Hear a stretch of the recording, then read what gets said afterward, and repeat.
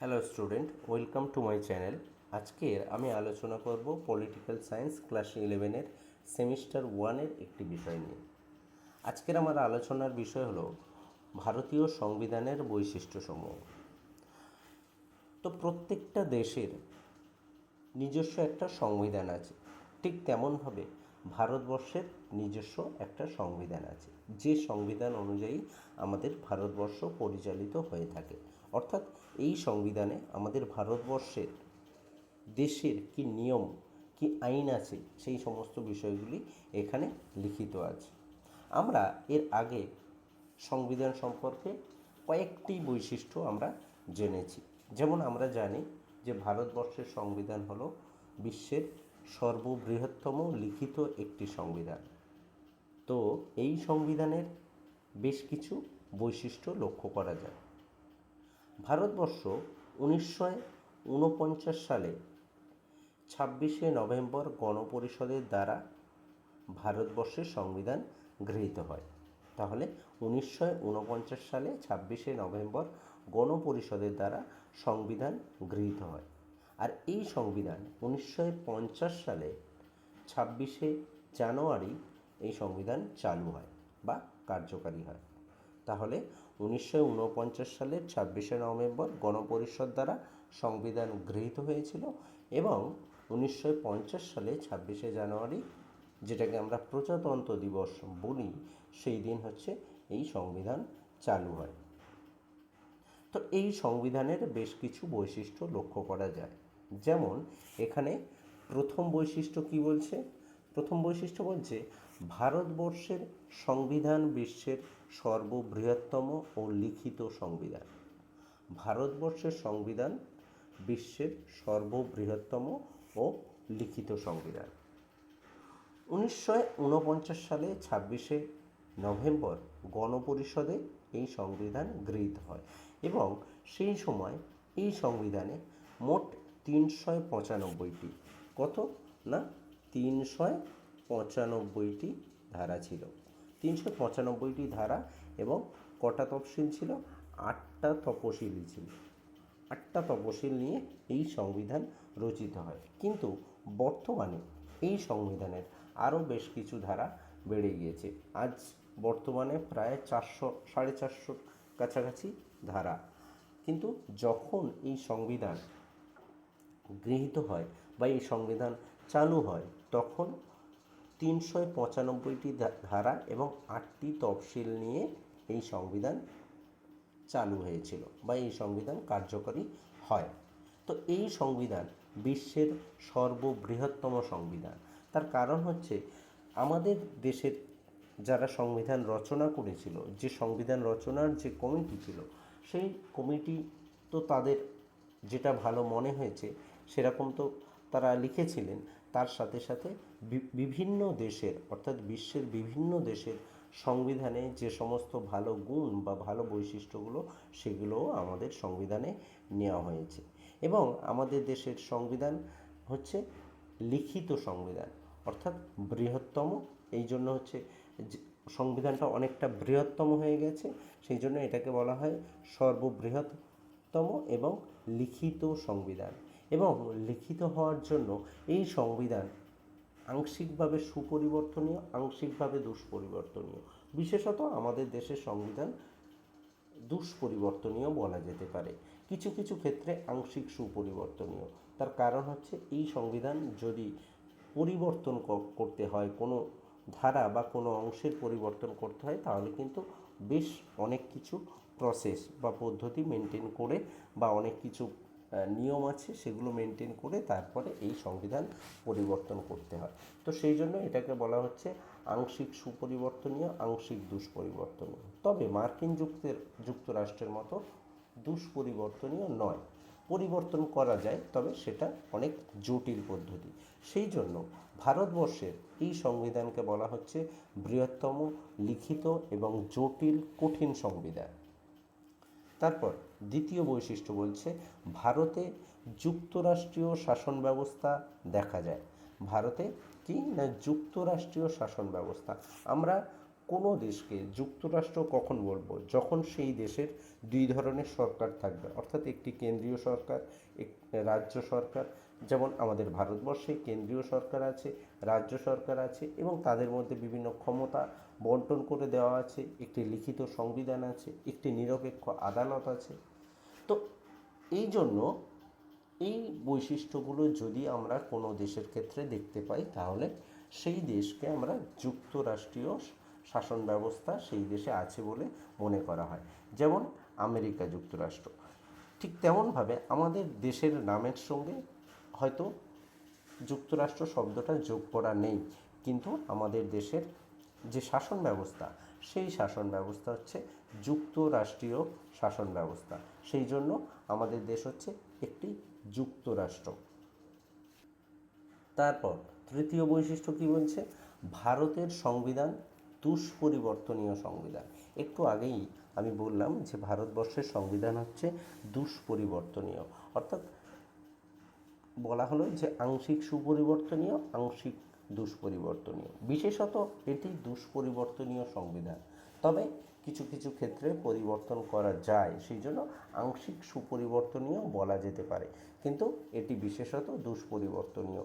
কারণ এই সংবিধান যদি পরিবর্তন করতে হয়, তাহলে কিন্তু বিভিন্ন পদ্ধতি অনুসরণ করতে হবে। যেমন হচ্ছে পার্লামেন্টের সংখ্যাগরিষ্ঠের সমর্থন প্রয়োজন, পার্লামেন্টের সংখ্যাগরিষ্ঠের সমর্থনের প্রয়োজন।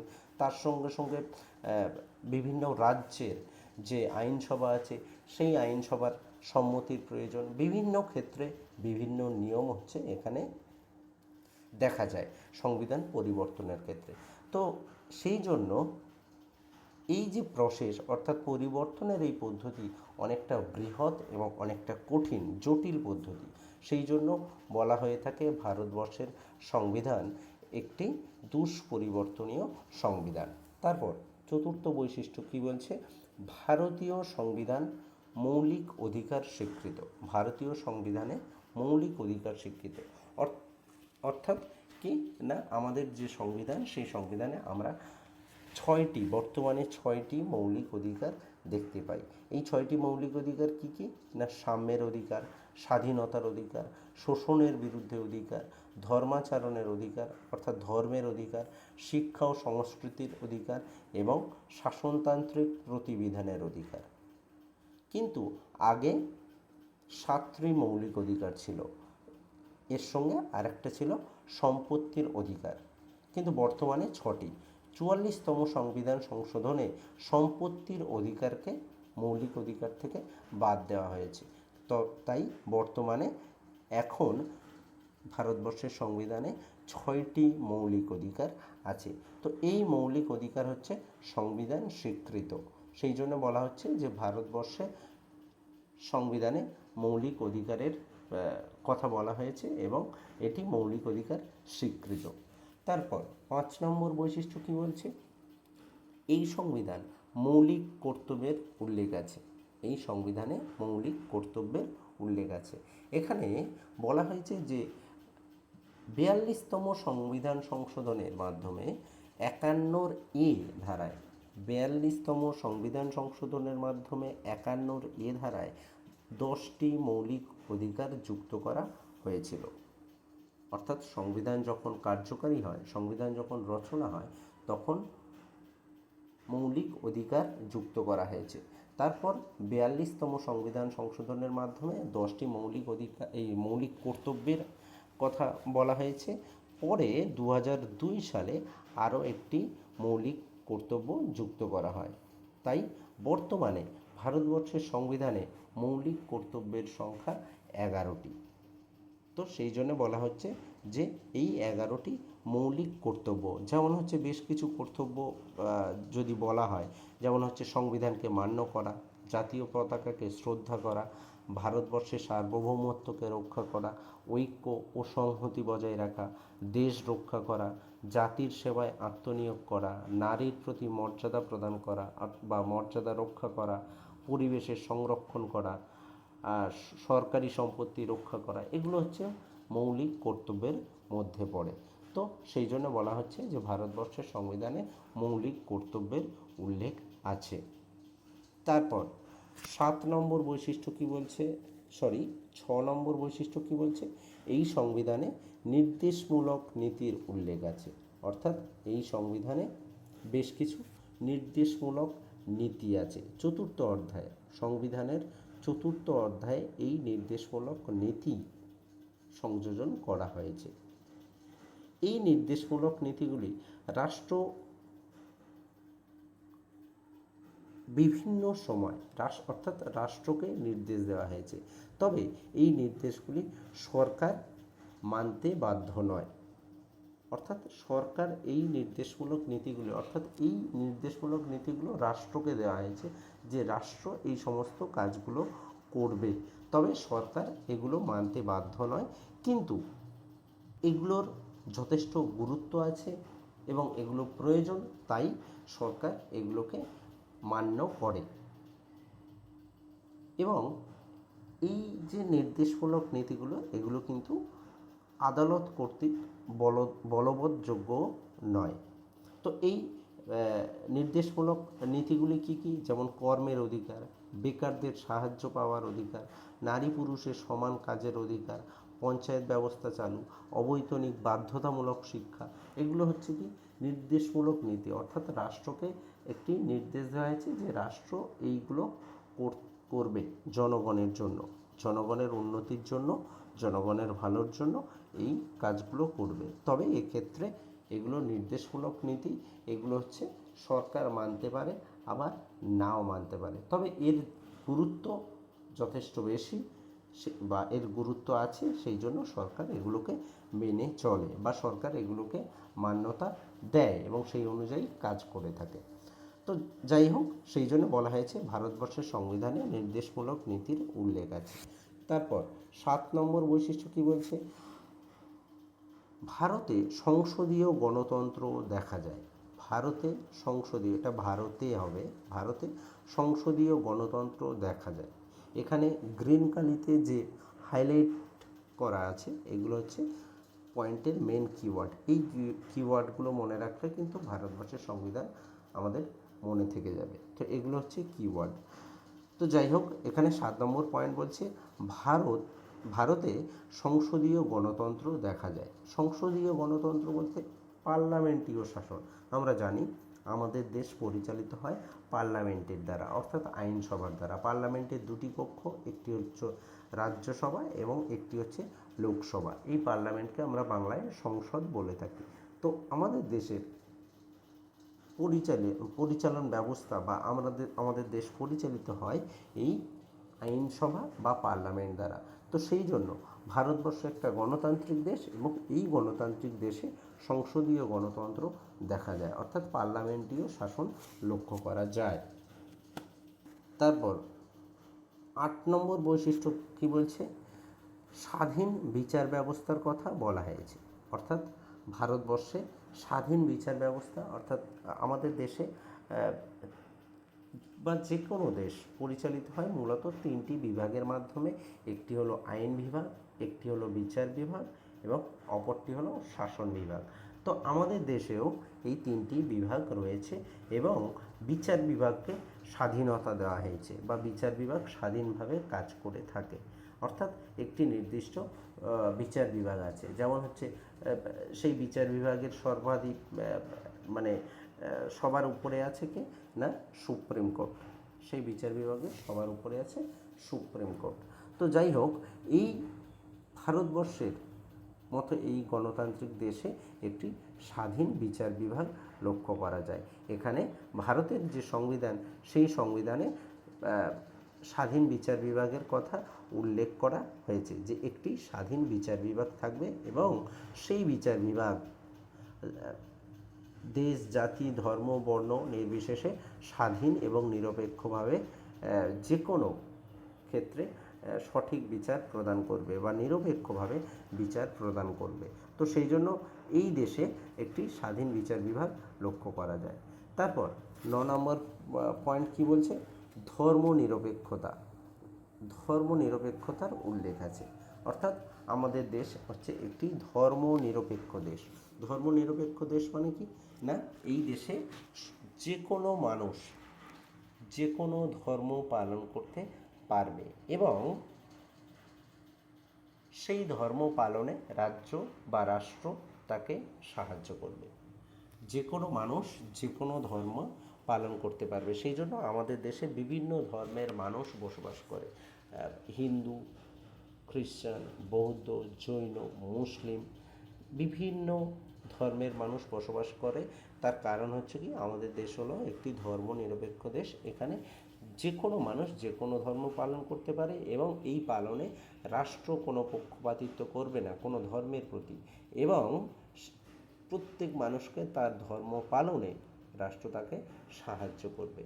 জনগণের উপরে কোনো ধর্মীয় কোনো বিষয় রাষ্ট্র জোর করে চাপিয়ে দেবে না। এটাই হচ্ছে ধর্ম নিরপেক্ষতা। তো আমাদের দেশে বা আমাদের দেশের সংবিধানে এই ধর্ম নিরপেক্ষতার উল্লেখ রয়েছে। তারপর 10 নম্বর পয়েন্ট কি বলছে, জনগণের সার্বভৌমিকতার উপরে জোর দেওয়া হয়েছে। অর্থাৎ জনগণের সার্বভৌমিকতা, অর্থাৎ জনগণই সর্বোচ্চ ক্ষমতার অধিকারী। সংবিধানের প্রস্তাবনায় বলা হয়েছে আমরা ভারতের জনগণ, এই শব্দটা ব্যবহার করা হয়েছে। অর্থাৎ এখানে আমাদের নিজেদের উপরে অর্থাৎ জনগণের উপরে বেশি জোর দেওয়া হয়েছে। এবং যদি আমরা গণতন্ত্রের সংজ্ঞা দেখি, আমাদের দেশ যেহেতু একটি গণতান্ত্রিক দেশ, তো আমরা যদি গণতন্ত্রের সংজ্ঞা দেখি, আব্রাহাম লিঙ্কনের যে সংজ্ঞা, সেখানে আমরা দেখতে পাই যে আব্রাহাম লিঙ্কন সংজ্ঞা দিয়েছিলেন যে গণতন্ত্র মানে হলো জনগণের দ্বারা জনগণ নির্বাচিত জনগণের সরকার। অর্থাৎ জনগণ এখানে নির্বাচন করবে, জনগণের মধ্যে থেকে নির্বাচিত হবে এবং জনগণ নিজেই সরকারি শাসন ব্যবস্থায় অংশগ্রহণ করবে।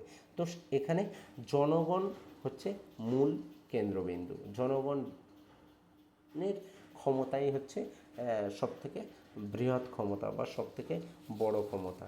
তো এই জনগণের এই যে ক্ষমতা, এটাকে বলছে সার্বভৌমিকতা, অর্থাৎ সর্বোচ্চ ক্ষমতা। তো জনগণের এই সার্বভৌমিকতার উপরে জোর দেওয়া হয়েছে, অর্থাৎ জনগণই মূল কেন্দ্রবিন্দুতে জনগণকে রাখা হয়েছে। তারপর 11 নম্বর প্রশ্নে কি বলছে, যে ভারতে দ্বিকক্ষ বিশিষ্ট আইনসভা লক্ষ্য করা যায়। একটু আগে বললাম যে আমাদের যে আইনসভা বা পার্লামেন্ট যেটাকে আমরা বলছি, এটি দ্বিকক্ষ বিশিষ্ট। একটি হচ্ছে উচ্চকক্ষ যার নাম রাজ্যসভা, একটি নিম্নকক্ষ যার নাম লোকসভা। তো এই দুটো কক্ষ বিশিষ্ট আইনসভা লক্ষ্য করা যায়। তাহলে আমাদের পার্লামেন্ট দ্বিকক্ষ বিশিষ্ট, রাজ্যসভা এবং লোকসভা। এবং আমাদের দেশ অর্থাৎ পশ্চিমবঙ্গের আইনসভা কিন্তু একটা সময় দ্বিকক্ষ বিশিষ্ট ছিল, কিন্তু বর্তমানে এক কক্ষ বিশিষ্ট। সেই এক কক্ষ বিশিষ্ট একটি কক্ষের নাম হচ্ছে বিধানসভা। তারপর লাস্ট পয়েন্ট কি বলছে, 12 নম্বর পয়েন্ট, সার্বজনীন ভোটাধিকার স্বীকৃত। অর্থাৎ ভারতবর্ষের সংবিধানে জনগণের সার্বজনীন ভোটাধিকারকে স্বীকৃতি দেওয়া হয়েছে। অর্থাৎ একটা নির্দিষ্ট বয়স, বর্তমানে যেটা 18 বছর বয়স, 18 বছর বয়স হলে প্রত্যেকটা জনগণের ভোটের অধিকার বা ভোট দানের অধিকার ভোটদানের অধিকার আছে। যাদের 18 বছর বয়স হয়ে গেছে তাদের প্রত্যেকেরই ভোটদানের অধিকার আছে। অর্থাৎ নারী, পুরুষ, ধর্ম, বর্ণ, জাতি যে কোনো মানুষের যদি সে ভারতবর্ষের নাগরিক হয়ে থাকে, তাহলে 18 বছর হয়ে যাওয়ার পরে কিন্তু সে এই যে শাসন ব্যবস্থা যারা পরিচালনা করছে তাদের যে ভোট হয়, অর্থাৎ সেই ভোটে তারা অংশ নিতে পারবে। অর্থাৎ এখানে ভারতবর্ষের সংবিধানে সার্বজনীন ভোটাধিকারকে স্বীকৃতি দেওয়া হয়েছে। তো এই হলো আমাদের ভারতবর্ষের সংবিধানের বৈশিষ্ট্য। এই 12টি বৈশিষ্ট্য যদি আমরা মনে রাখতে পারি, তাহলে আমাদের ভারতবর্ষের কী গুণ বা কী বৈশিষ্ট্য সেগুলো কিন্তু আমরা মনে করতে পারবো বা আমরা স্মরণে রাখতে পারবো। এই বৈশিষ্ট্যগুলি খুবই গুরুত্বপূর্ণ বৈশিষ্ট্য। তো যাই হোক, আজ এই পর্যন্ত। দেখা হবে আবার পরের ভিডিওতে। ধন্যবাদ।